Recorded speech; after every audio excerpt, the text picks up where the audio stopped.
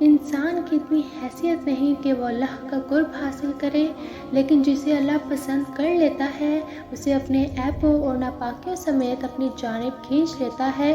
جب اللہ چاہتا ہے کہ کسی بندے سے دوستی کرے تو اس کی زبان پر اپنا ذکر اور دل پر اپنی فکر کے دروازے کھول دیتا ہے۔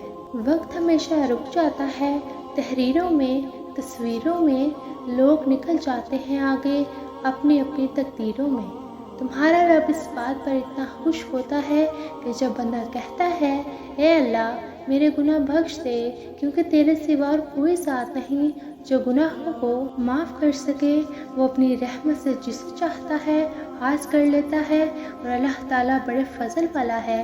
بے شک میرا رب وہ ہے جو مجھے آزماتا ہے، پھر سنبھالتا ہے، پھر آزماتا ہے، پھر سنبھالتا ہے، جو ٹوٹے ہوئے کو سمیٹ لے، جو مصیبت پڑنے پر بھی منہ نہ موڑے، جو عیب دیکھ کر بھی بیزار نہ ہو، وہی تو میرا رب ہے۔ اللہ تعالیٰ فرماتا ہے اے ابن آدم، جب تک تو مجھے پکارتا رہے گا تیرے اعمال جیسے بھی ہوں میں تجھے معاف کرتا رہوں گا، اور مجھے تیرے گناہوں کی کوئی پرواہ نہیں۔ کبھی نہ گرنا کمال نہیں، مگر گر کے سمجھ جانا کمال ہے۔ صورت اور سیرت میں فرق اتنا ہے کہ صورت دھوکہ دیتی ہے جبکہ سیرت پہچان کرواتی ہے۔ اللہ کی محبت آنکھوں سے وہ دیکھتا ہے جسے اللہ پر پورا یقین ہوتا ہے۔ اللہ سے اصل محبت تو اس کے فیصلوں پر راضی ہونا ہے۔ دل کی خواہش ہو یا نہ ہو، دل بنانے والے کی مرضی کو سب سے مقدم رکھنا چاہیے۔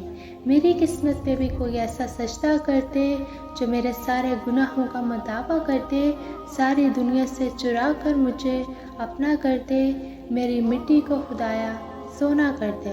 میں تیرے چاہنے والی ہوں، مگر ہے حسرت جن کو تو چاہتا ہے مجھ کو بھی ویسا کر دے۔ ایک نظر اپنے گناہ گار پر کر کے مولا اپنی رحمت کا حقدار ہمیشہ کر دے۔ کبھی یوں بھی آ میرے روبرو، تجھے پاس پا کر میں رو پڑوں، مجھے منزل عشق پہ ہو یقین، تجھے دھڑکنوں میں سنا کروں۔ کبھی سجا لوں تجھ کو آنکھوں میں، کبھی تسبیحوں میں پڑا کروں۔ تیری قدرتوں کو شمار کیا، تیری وسعتوں کا حساب کیا، تو محیط عالم رنگوں بو، تیری شان جلا جلالہ خاک مجھ میں کمال رکھا ہے۔ اے خدا تو نے سنبھال رکھا ہے، میرے عیبوں پر ڈال کر پردہ مجھے اچھوں میں ڈال رکھا ہے۔ اپنے دامن سے کر وابستہ ہر مصیبت کو ٹال رکھا ہے۔